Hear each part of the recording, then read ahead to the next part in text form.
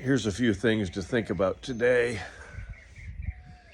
Oftentimes we wonder to ourselves, you know, what is it all about? What is it about life that is so special and so precious and so wonderful? Why do we cling to life? And why are there others that wish they weren't alive? Are these different dimensions of delusional thinking? Are they concepts of depression where all the firings going on within the neuronal firings within the massively complex brain result in some people simply being like the scratches in an old vinyl record? It just kind of skips and skips and skips and skips and plays the same line of the vinyl over and over again, and that over and over again is depression and repeated negative thoughts and doubt, self-doubt, and anger, disappointment, morose feelings. What is it? You know, having studied medicine, and I'm not telling you that I'm an expert in neuropsychology or neuroanatomy or neurochemistry, but I will tell you that certainly having studied it and looked at the anatomy of the brain and worked with neurosurgeons in years gone by, and reading about Wilder Graves Penfield, a great neuroscientist and neurosurgeon from the Montreal Neurological Institute, I recall the descriptions of opening up the brain, the cranium, and the human being alive, brought back, not alive, but awake during the procedure, where they would then touch certain parts of the sulci of the brain. Sulci is like different lobes of the brain, different parts of different lobes of the brain, and stimulate parts of the brain that would then bring back memories or give physical sensations or give visions or etc. That this brain is so complex. Yet, if the brain is complex, how about each neuron of the brain, each brain cell? What about within each brain cell, the mitochondria? The engine, the furnace of the cell. And then what about within each mitochondria, the molecules that are within each of those mitochondria? And then within the molecules, how about the atoms? And within the atoms, how about the electrons and the neutrons and the positrons and all of these different portions of the molecular science going into the atomic science?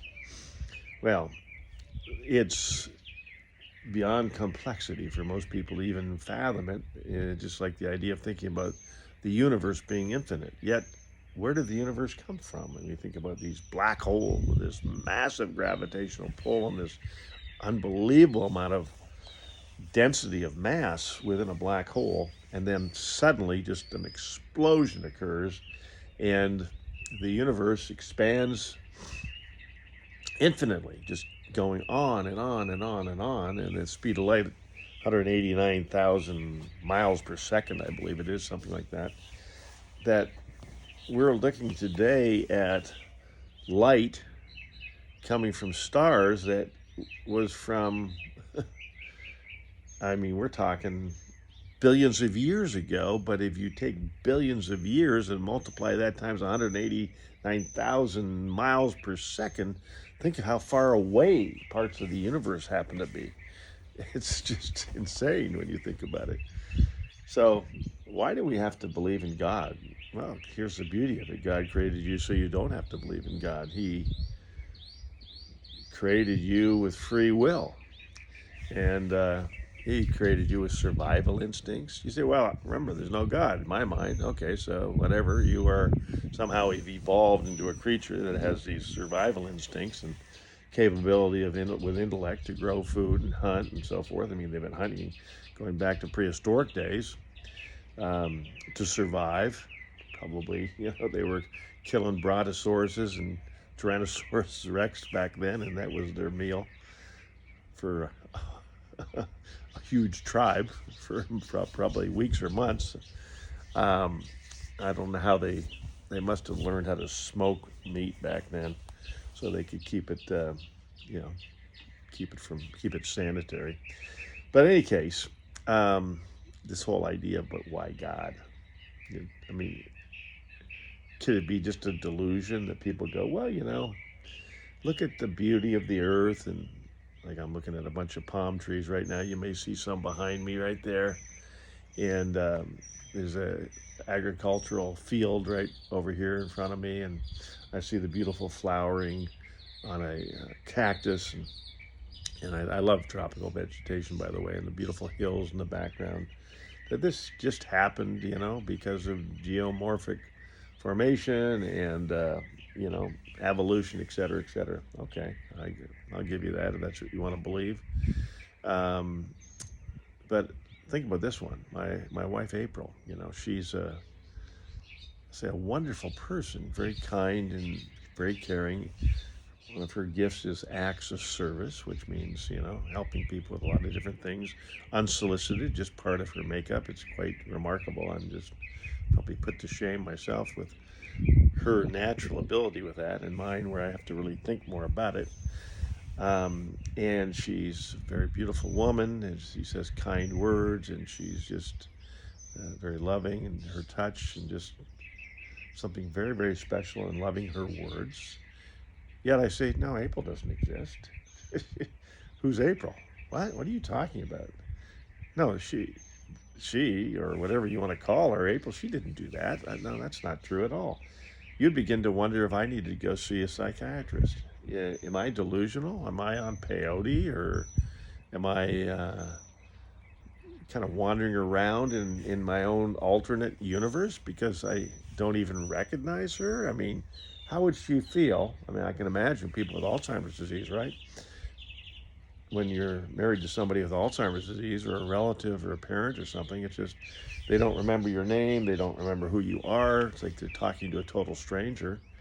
That you have to love that person enough that you understand that they are ill, they're mentally ill, and they have a neurological condition that causes that. But you will love them anyhow, even though what are you really loving? I mean, that's not the same person, but you have this depth of love for them, even though they're delusional, not so much by choice, but by uh, neurological deformation of their neurological health and their psychological health. But that's still your mother or your husband or wife or spouse or brother, sister. You love them anyhow. Well, maybe that's the way God is. We deny God, but He loves us anyhow. And He loves us with long suffering, long enough for us to finally go, wow, this couldn't have happened by happenstance, cosmic happenstance. This is real. And then pretty soon, as you kind of open up your mind and your thoughts and your intellect and then your intuition to the still quiet voice of God, you begin to see Him everywhere. And I know you're thinking to yourself, well, that's just a bunch of programming. And so somebody can live in a happy world of going, this time here on planet Earth is just a speck of time compared to the eternity of spending time with the great Almighty in the infinite realm of heaven beyond earth. Okay, I'll give you that. And this whole story of Jesus, well, he was basically either a lunatic or a liar, some people have said, or he was very, very shrewd and bright and had studied the scriptures so well that he created circumstances somehow to match up with what was written prophesiacally in the Bible thousands of years earlier to even, somehow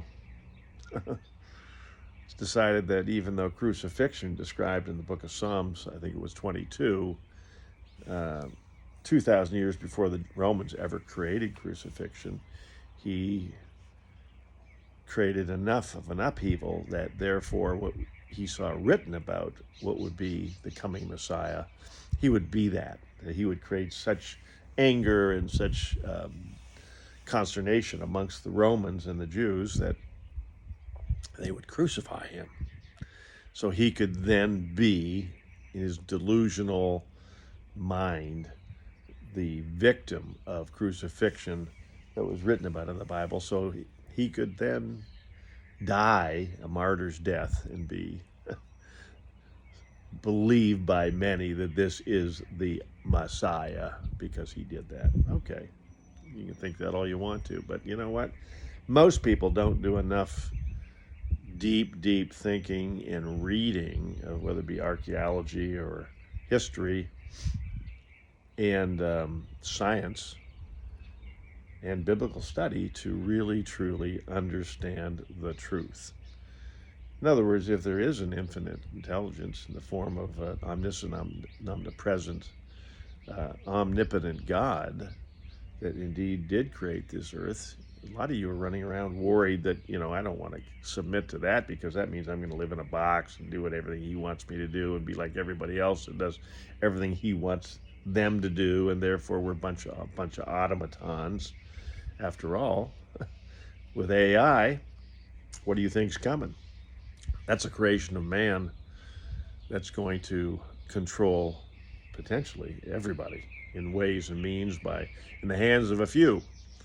Yet God gives you free will to do anything you want to do. He sees everything you do, hears everything you say, and think. But he loves you anyhow and draws you along in ways and means that help to bring out the best in you, provided that you understand that he truly does give you free will. And he truly does forgive you as far as the east is from the west, from the sinfulness that you live in. And the reason we sin is because we have free will. So we can choose between sin and not sin. And what is sin? Well, do unto others as you expect them to do unto you. That's really kind of the big barometer of what would be defined as sin. So, if you're lusting after another woman by doing pornography, let's say, or being involved in an affair behind your spouse's back, then that would definitely be a sin. You wouldn't want your spouse doing that to you. And, there's so many different varieties of sin. And, you can say, well, the Ten Commandments, that's too harsh. Don't lie, steal, cheat, etc. Don't covet, don't want what somebody else has, etc. Well, have no other gods before me. Don't use God's name in vain, etc. Well, if you read those carefully over and over and over again every day and then meditate on it, you'll begin to realize that it is a framework for healthful living and living in peace and harmony with other people. I think that we've all done this. Got somebody give you back too much change. Well, that person at that particular store or place of commerce they got to balance their books, and now they're out by, say, I don't know, $10 because they gave you $10 too much. Now they have to answer to their employer and somehow make up for the $10, because otherwise, where did that $10 go? Well, it went because you took it, or in essence, did you take it because you didn't count the money out properly? You made a simple mistake. So if that person made a simple mistake and you noticed they made a mistake, would you be tempted to just keep that money, or would you be thinking, I owe that money to somebody else, that's not my money? So a sense of truth and honesty is critically important. But I think we've all dealt with something like that, where we in essence stole something. I say that was a sin of omission, so to speak. Well, you know that you took extra money, but then you may be the person who didn't count the money. You got the extra $10, and you never knew the difference. So does that mean that you should therefore be cognizant enough and aware enough to count your own change when they, because sometimes they give you the money, they don't count it out in front of you, or if they count it out, you don't pay attention. So I guess the portion of that you should be thinking about is if you got extra $10 and that happens to you from time to time, and you don't even know you got the extra money, what's to stop you from also, because you're not attentive enough to your money, that you end up giving out more money than you should have and don't treat money with respect, and therefore money flows away from you instead of flowing towards you. Does money have value? Yes, because it's a unit of work. Does money have value because it's somebody's time and effort? It's part of their life, the creation of it. So money is a very valuable tool for assessing your respect for others and respect for yourself too. So again, uh, why believe in God? I guess the question you got to ask yourself is, if you don't believe in God, what do you believe in? Because there's all kinds of gods that people believe in this world. They idolize lots of different things that help give them meaning. Um, and I'm not going to go into all the details of that, but I think each of you know what I'm talking about. So, what if God does exist? What if God exists and He is reaching out to you every day in different ways, um, leading you and guiding you and directing you, seeing into the future where you could end up if you did X, Y, Z, and helping you by giving you little nudges and warnings along the way, and sometimes it's through other people that help to lead you on a path that takes you from point A to point B. But what if you have no real dream or vision or purpose for your life because you don't think life has purpose? It's purposeless. Where are you going to end up? Well, if you don't have God in your life, at some point you will end up in an abyss. You'll end up in a hole. You'll end up with your life trashed. Yet, if you have no purpose in life right now, yet you get to hear the voice of God and know God, He will lead you to purpose. Some have said that purpose is to be an individual that has the interest in serving the interests of other people. And in the process of doing that, it also becomes a form of self-survival, because by helping other people, what ends up happening is then other people want to help you.